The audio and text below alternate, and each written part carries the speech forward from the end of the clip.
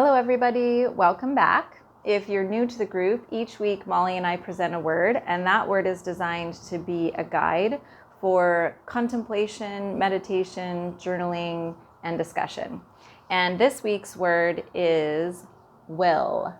And I have been thinking a lot about this word and how to present it and how to discuss it with all of you.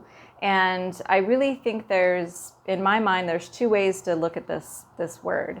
So there's a very biblical, heavy idea of will. So the will of God and the will of humans, the idea of free will, and that really big discussion is very important, and I would encourage you to have that discussion with people in your life. It can be very deep. It can be very difficult to discuss when you're in a grieving phase or when there's been a big loss, because it's hard to understand why a connection to the higher power would put you in a position that makes you feel very uncomfortable or very sad or very disappointed or a state of grief. And it's an important process. It's an important part of the process of grief to have discussions and have communication with people in your life that can help you process through those emotions. And through that processing, you can get to acceptance and become at peace with whatever has happened to you. But that bigger picture, that bigger idea of the will of a higher power or your own free will, is a huge part of that bigger discussion on life and our existence. And I encourage you to discuss that with the people in your life. My discussion today, I wanted to focus on will as in the idea of free will, as in the idea of intention. So when I think about the idea of imposing my will, that to me is definitely related to having an intention, having a goal, having something that I'm focusing my energy on, and then taking action to make sure that those things are happening. Make sure that I'm doing activities or I'm processing things in the way that help me reach my goal, that I'm taking daily steps in order to get closer to my goal, and focusing my attention on things that will really drive my life toward things that I intended to. So I like to think of this idea of will as my own free will and my ability to impact my environment, my ability to impact my destiny, my goals, to reach my goals, and to follow through on things that I desire in my life. I think this is a really hard process. I think it takes a lot of time for people to get to a place where the mind is quiet enough that you can focus on goals. There's a lot of emotional distraction that can come in the way of those types of things. It can come in the way of what your intended purpose is or what your goals are. And that takes a lot of energy to process. Now, some personalities really process those emotions kind of quickly or easily, or at least are very comfortable in that emotional place.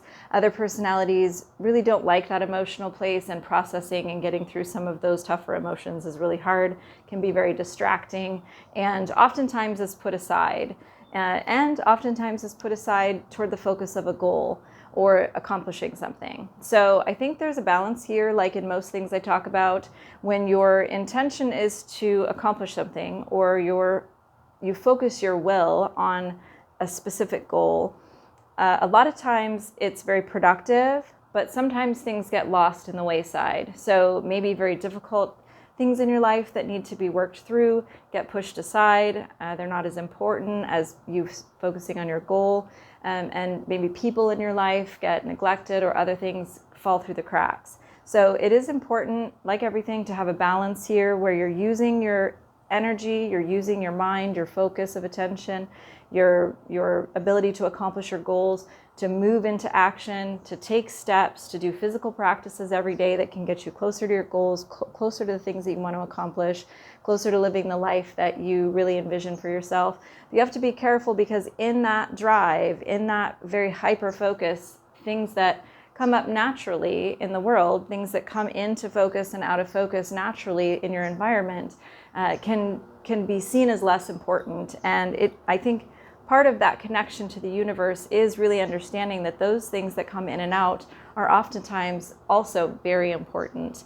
And to deal with those things as they come in and to let them go out, to have maybe a day where you don't focus on your goal or you don't focus on something that you're intending and you really deal with something that's going on in real life in real time, then that's equally important. And it's okay to lose a day of activity or lose a day, maybe not a whole day, but lose a few hours of your time not being focused on something, but really being focused on the people or the other things in your life that need attention.